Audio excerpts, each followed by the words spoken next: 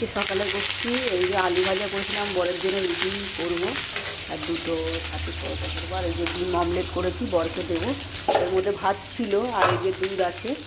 অনেক দিন বাদে ভাত ভাজা করছি, করি না খাই না, আমার মেয়ে বায়না করেছে, তাই ভাবলাম আজকে একটু ভাত ভাজাই করে দিই। খেয়েও যাবে, স্কুলে নিয়েও যাবে। চলো টাটা।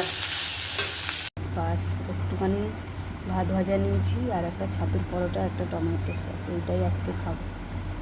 বেদানাটা কালকে বাজার দিয়ে কিনেছি, আর বেদানার অবস্থা দেখো তোমরা, না লাল তো নেই, তার মধ্যে দেখো নুন মানে পচে গেছে কিছুটা।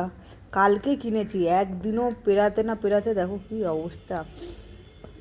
ওপরটা দিয়ে দেখে মনে হচ্ছিল না খারাপ হবে, আর ভিতরটা দেখো পুরো আমার টাকাটা জলে চলে গেল। আবার একটা রয়েছে।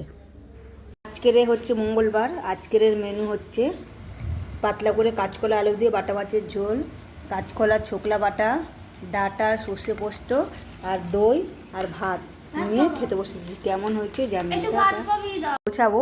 ওপরে চুড়নি টুড়নি ছিল, ওকে বলেছি এইখানে বসে খেলতে, ও চলে গেছে সেই কোনায় বসে খেলতে।